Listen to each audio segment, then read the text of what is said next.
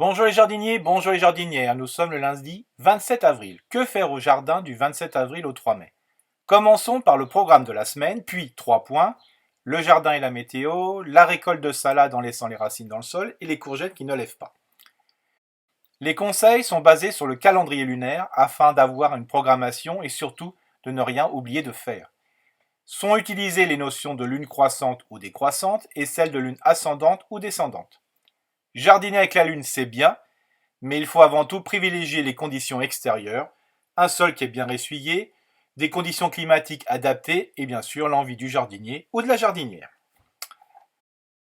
À partir du 28 avril et jusqu'au 10 mai, la lune est descendante. C'est donc le bon moment pour les plantations. Elles sont faites en mini-motte et ou à racines nues en fonction des légumes. Donc en pleine terre, on plante et repique pétraves rouges ou d'autres couleurs, les blettes, les céleris branches, les céleris raves, les chicorées, les choux paumés, les choux-fleurs, les choux raves, les laitues, les poireaux, les pois, les radis et bien sûr les pommes de terre. Sous abri, ce sont les aubergines, le basilic, les courgettes, les concombres, les cornichons, les poivrons et les tomates. Ce sont aussi globalement au jardin tous les travaux de plantation, de rempotage et de repiquage, de multiplication avec émission de racines, le marcottage ou le bouturage, de coupe, c'est-à-dire la taille, de tonte de la pelouse, de travail du sol, et bien sûr de son paillage et de sa fertilisation organique. Jusqu'au 30 avril, la lune est ascendante ou croissante, donc le jardinier sème. En pleine terre, tout ce qui est betterave rouge et d'autres couleurs, les blettes, les carottes, les céleri branches, céleri rave, les choux paumés, les choux-fleurs, les choux raves, les épinards, le fenouil, les laitues, le maïs, les navets, le panais, le poireau, le pois, le radis, les salsifis, les scorsonères, et bien sûr les engrais verts et les prairies fleuries. Dans des espaces spécifiques et en pleine terre, ce sont surtout les plantes aromatiques. C'est l'aneth, la camomille, le cerfeuil, la ciboulette, ciboulaille, ciboulette, le coriandre, l'estragon, l'hysope, la marjolaine, la menthe, le persil plat frisé ou tubéreux, la sarriette, la sauge, le thym, voilà, et bien d'autres encore plantes aromatiques. En barquette, le jardinier va semer des fleurs estivales pour être piquées ensuite.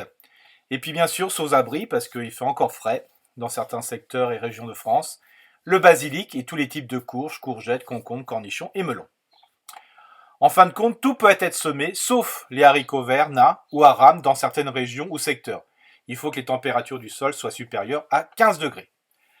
Attention aux fameuses 5 glaces, qui sont le 11 au 13 mai.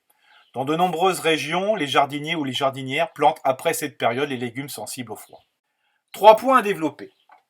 Le jardin et la météo. Depuis plusieurs semaines, le manque d'eau est criant dans certaines régions.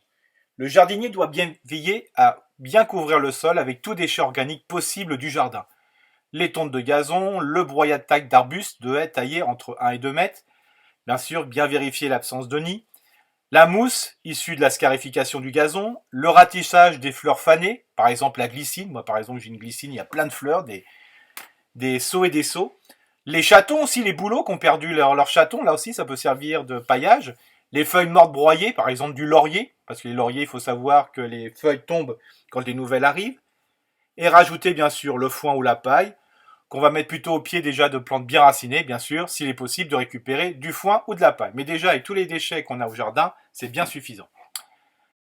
Deuxième astuce, c'est l'apport de terreau. Il faut savoir que le terreau augmente le taux d'humus du sol, donc la capacité au sol à optimiser les apports d'eau.